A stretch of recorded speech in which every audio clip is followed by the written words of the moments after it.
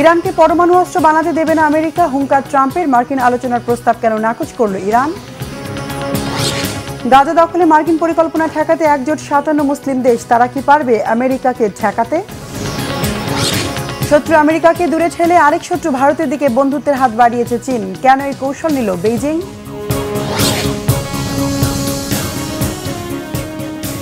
আসসালামু আলাইকুম, দেখছিলেন Bangla vision world news headline. ফিলিস্তিন, গাজা ও ইউক্রেনের পর এবার ইরানের দিকে নজর গেল মার্কিন প্রেসিডেন্ট ডোনাল্ড ট্রাম্পের। কোনোভাবে ইরানকে পরমাণু অস্ত্র বানাতে দেয়া হবে না বলে সাফ জানিয়ে দিয়েছেন প্রেসিডেন্ট ট্রাম্প। দিয়েছেন আলোচনার প্রস্তাবও, তবে যত চাপই আসুক পরমাণু ইস্যুতে আলোচনার প্রস্তাবনা নাকচ করে দিয়েছে ইরান। পাল্টাপাল্টি এমন কথার লড়াই শেষ পর্যন্ত মাঠে গড়ালে ভয়াবহ হয়ে উঠতে পারে পরিস্থিতি। হাফিজুল ইসলামের ডেস্ক রিপোর্টে বিস্তারিত। যে কোনো সময় ইরানের সাথে কিছু একটা হতে যাচ্ছে। সম্প্রতি হোয়াইট হাউসে বসে এমন বক্তব্য দিলেন মার্কিন প্রেসিডেন্ট ডোনাল্ড ট্রাম্প। ইরানকে কিছুতেই পারমাণবিক সমরাস্ত্র বানাতে দেবে না যুক্তরাষ্ট্র, করলেন এমন মন্তব্য। গত ৬ মার্চ ইরানের পরমাণু কর্মসূচি নিয়ে আলোচনার জন্য খামেনির কাছে চিঠি পাঠানোর দাবিও করেন তিনি। অবশ্য এমন কোনো চিঠি পায়নি বলে জানিয়েছে যুক্তরাষ্ট্রে অবস্থিত ইরানি দূতাবাসের এক মুখপাত্র। ইরানের উপর কঠোর চাপ প্রয়োগ অব্যাহত রেখে কেন আলোচনার টেবিলে বসতে চাইছেন ট্রাম্প? একদিকে কড়া ভাষায় মার্কিন হুমকি, অন্যদিকে সমঝোতার বার্তা। শেষ পর্যন্ত কোন পক্ষে ঝুঁকবেন সর্বোচ্চ ধর্মীয় নেতা আয়াতুল্লাহ খামেনি? আমরা একেবারে চূড়ান্ত মুহূর্তে এসে পৌঁছেছি, শেষ মুহূর্তে আছি। ইরান পারমাণবিক অস্ত্র পেয়ে যাক এমনটা আমরা হতে দিতে পারি না। ২০২০ সালে মার্কিন নির্বাচনের ১ মাসের মধ্যেই আমি একটি চুক্তি করতে পারতাম। তেহরানও সেজন্য প্রস্তুত ছিল। খুব শিগগিরই ইরানের ব্যাপারে কিছু শোনা যাবে বলে আমার ধারণা। আশা করি তাদের সাথে একটি শান্তি চুক্তি করতে পারবো। আমি আসলে শক্তি বা দুর্বলতা নিয়ে কথা বলছি না। ক্ষমতা প্রয়োগের চাইতে আমি বরং একটি শান্তি চুক্তি পছন্দ করব, আর এটাই চলমান সমস্যার সমাধান করবে।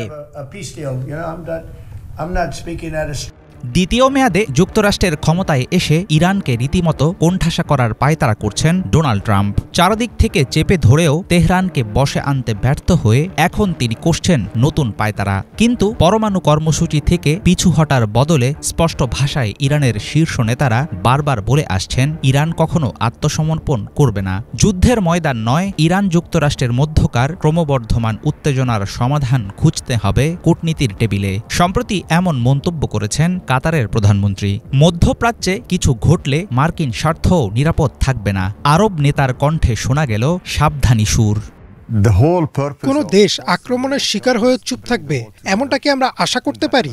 অবশ্যই এর প্রতিক্রিয়া হবে। সেই প্রতিক্রিয়া ও প্রতিশোধ কোথায় ঘটবে? এখান থেকে কি হাজার হাজার মাইল দূরে? মোটেও না। এসব ঘটনা এই অঞ্চলেই ঘটবে। এখানকার প্রতিটি দেশ এমন ধরনের পাল্টাপাল্টি পদক্ষেপ নিয়ে উদ্বিগ্ন, কারণ বিষয়টি আমাদের নিরাপত্তার উপর মারাত্মক প্রভাব ফেলবে। এই অঞ্চলে কোনো ধরনের সামরিক পদক্ষেপ কাতার সমর্থন করে না, করবেও না। মার্কিন যুক্তরাষ্ট্র ও ইরানের মধ্যে কূটনৈতিক কোনো মীমাংসা হওয়ার আগ পর্যন্ত আমরা হাল ছাড়ছি না। ওয়াশিংটনের কঠোর নিষেধাজ্ঞায় থেকে কোনোরকম আলোচনার সম্ভাবনা বারবার উড়িয়ে দিয়েছেন ইরানি পররাষ্ট্রমন্ত্রী আব্বাস আরাগচি। বিরোধী পক্ষের মুখে এক আর কাজে অন্য বরাবরই এমন নীতির সমালোচনা করে আসছে তেহরান। ইরানের পরমাণু কর্মসূচির বিকাশ ও সামরিক শক্তি বৃদ্ধির ক্রমবর্ধমান উন্নতি নিয়ে সবসময়ই ভয়ে আছে পশ্চিমা শিবির। ট্রাম্পের সাম্প্রতিক হুমকি ও মার্কিন প্রশাসনের সমঝোতার ইঙ্গিত থেকে বিশ্লেষকদের ধারণা ইরানকে নিয়ে হয়তো সত্যিকার অর্থেই বিপদে আছে যুক্তরাষ্ট্র। তেহরান যদি পূর্ণাঙ্গ পারমাণবিক অস্ত্র তৈরি করে ফেলে আমেরিকা ও ইসরায়েলের জন্য সেটা হবে ভয়াবহ মাথাব্যথার কারণ। হাফিজুল ইসলাম, বাংলা ভিশন। মার্কিন প্রেসিডেন্ট ডোনাল্ড ট্রাম্পের গাজা দখলে নেওয়ার পরিকল্পনার বিরুদ্ধে একজোট হয়েছে আরব ও মুসলিম বিশ্বের ৫৭টি দেশ। শুক্রবার সৌদি আরবের জেদ্দায় মুসলিম দেশগুলোর জোট ওআইসির এক জরুরি বৈঠকে গাজা দখলে ট্রাম্পের পরিকল্পনার বিপরীতে পাল্টা পরিকল্পনা নেয়। এর পক্ষে আন্তর্জাতিক স্বীকৃতি আদায়ে কাজ করবে ওআইসি। তবে প্রশ্ন উঠেছে, মুসলিম বিশ্বের গাজা পরিকল্পনা কি মেনে নেবেন প্রেসিডেন্ট ট্রাম্প? তাকে কি ঠেকানো যাবে? হিজল জুবাইরের ডেস্ক রিপোর্ট। মার্কিন প্রেসিডেন্ট ডোনাল্ড ট্রাম্প গাজার বাসিন্দাদের অন্যত্র সরিয়ে উপত্যকাটি দখলে নেয়ার যে পরিকল্পনা ফাঁদছেন তা বড়সড় প্রতিরোধের মুখে পড়েছে। তার ওই বিতর্কিত পরিকল্পনা ঠেকিয়ে দিতে এবারে একাট্টা হয়েছে আরব ও মুসলিম বিশ্বের ৫৭টি দেশ। এরই মাঝে ট্রাম্পের পরিকল্পনার বিরোধিতা জানিয়ে পাল্টা একটি পরিকল্পনা হাতে নিয়েছে তারা। অর্গানাইজেশন অব ইসলামিক কোঅপারেশন ওআইসির উদ্যোগে শুক্রবার সৌদি আরবের জেদ্দায় জরুরি এক বৈঠকে মিলিত হন ৫৭ মুসলিম দেশের পররাষ্ট্রমন্ত্রীরা। ওই বৈঠকেই সর্বসম্মতভাবে গাজা পুনর্গঠনে একটি পরিকল্পনা গৃহীত হয়। একই সাথে গাজাবাসীকে অন্যত্র সরানোর যে কোনো পদক্ষেপের জোরালো বিরোধিতা জানান পররাষ্ট্রমন্ত্রীরা।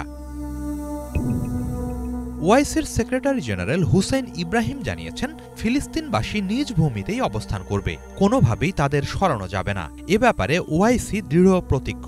গৃহীত পরিকল্পনায় সমন্বিত রাজনৈতিক ও অর্থনৈতিক কাঠামোর ভিত্তিতে বাস্তবসম্মতভাবে ফিলিস্তিন রাষ্ট্র প্রতিষ্ঠার বিষয়টিকে তুলে ধরা হয়েছে বলে জানান তিনি। এ ব্যাপারে অবিলম্বে পদক্ষেপ নেয়ার আহ্বান জানিয়েছে ওআইসি।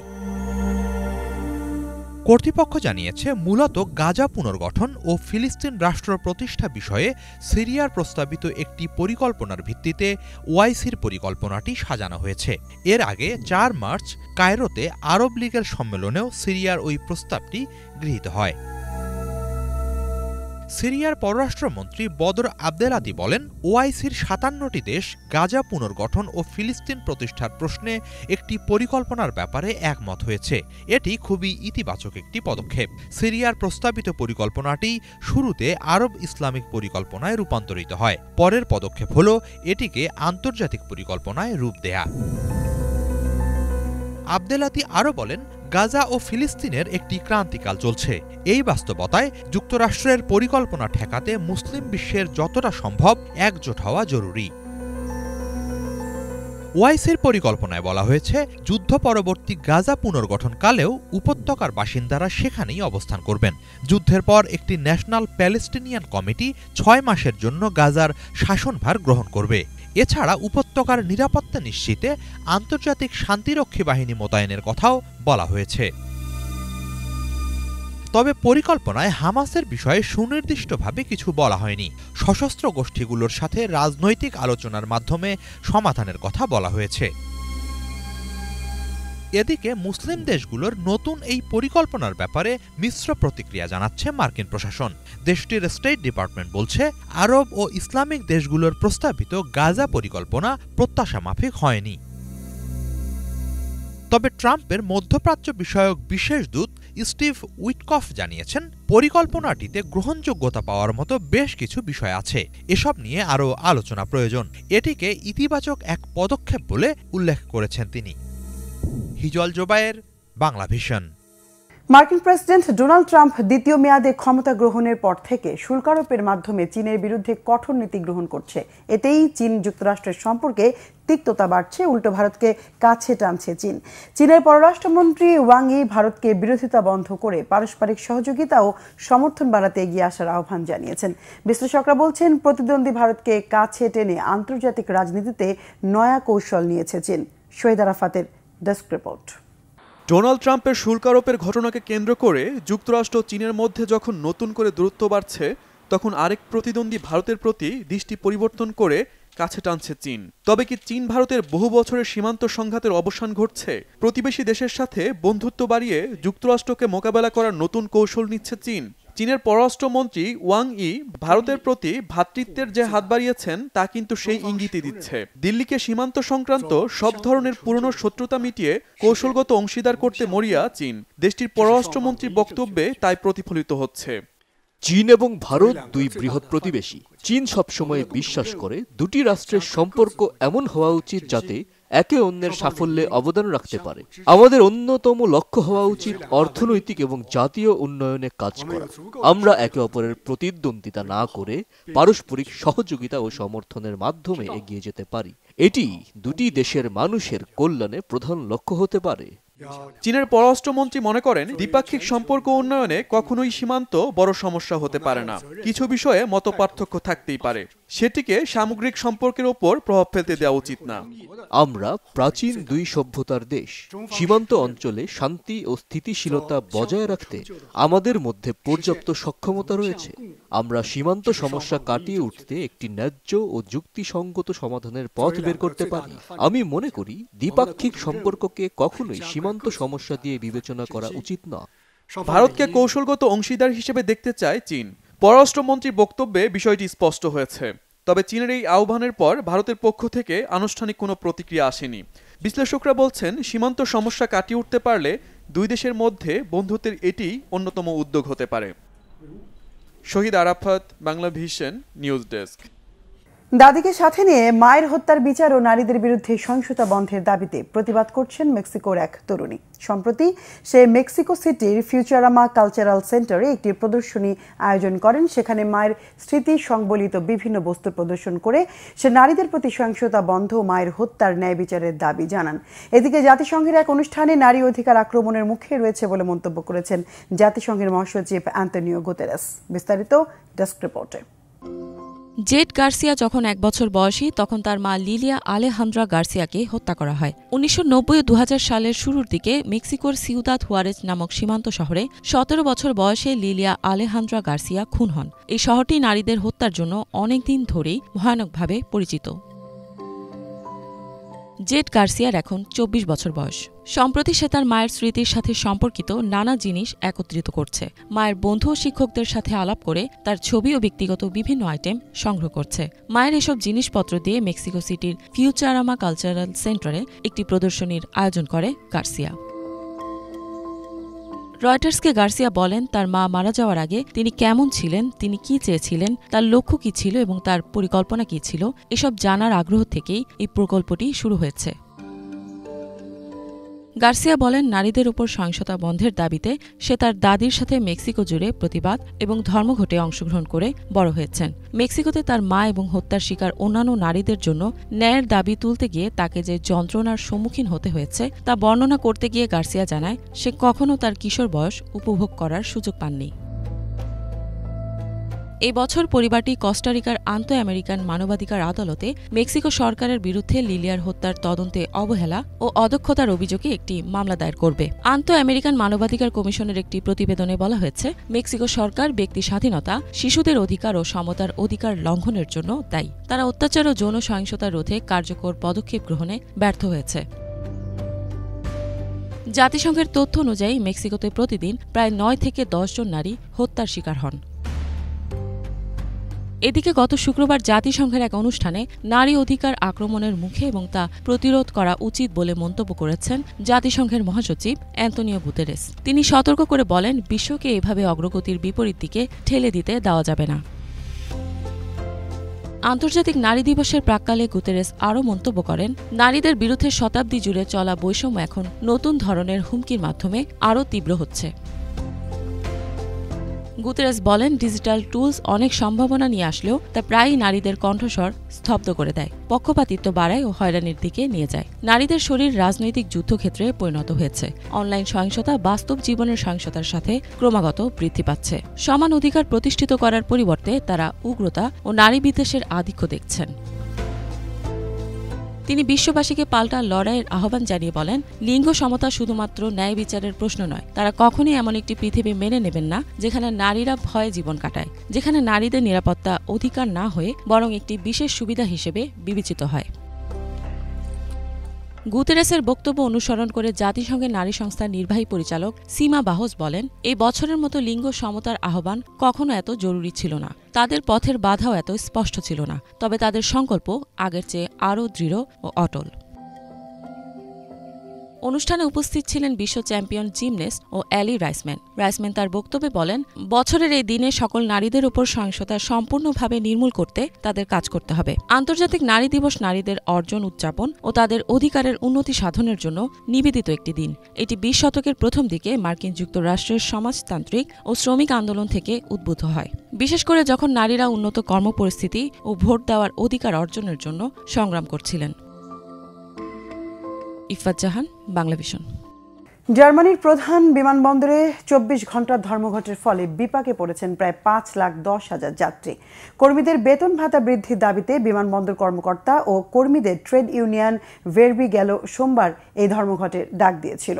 রয়টার্সের প্রতিবেদন অনুযায়ী এই ধর্মঘটের কারণে এরই মধ্যে দেশটির বিভিন্ন বিমানবন্দরে 3,400-র বেশি অভ্যন্তরীণ ও আন্তর্জাতিক ফ্লাইট বাতিল হয়েছে।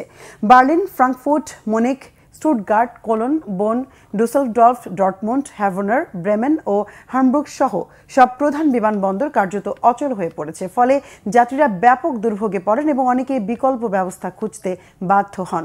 জার্মান বিমানবন্দর অপারেটর সংস্থা এডিভি জানিয়েছে, ধর্মঘটের ফলে যাত্রীদের পাশাপাশি ক্ষতিগ্রস্ত হয়েছে বহু ব্যবসায়িক প্রতিষ্ঠান। ভার্ডি ট্রেড ইউনিয়ন দীর্ঘদিন ধরে মাসিক বেতন 8% বৃদ্ধি সহ বোনাস ও ছুটির সংখ্যা বাড়ানোর দাবি জানিয়ে আসছিল, কিন্তু কর্তৃপক্ষ তাদের দাবি মেনে না নেওয়ায় এই আন্দোলনের ডাক দেয় তারা।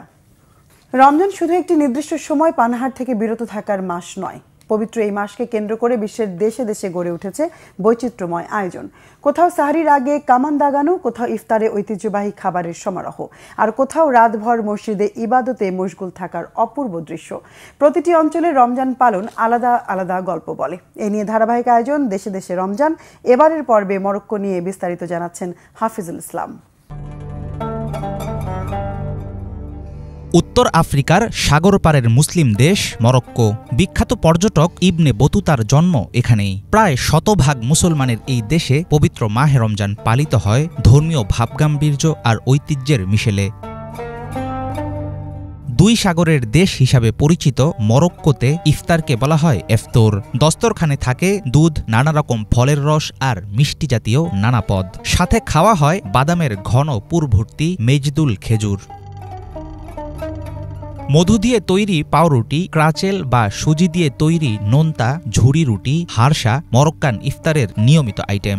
টমেটো, ছোলা, তাজা সবজি, মাংস আর নানা রকম মশলা দিয়ে রান্না করা ঐতিহ্যবাহী স্যুপ হারিরা এখানে তুমুল জনপ্রিয়।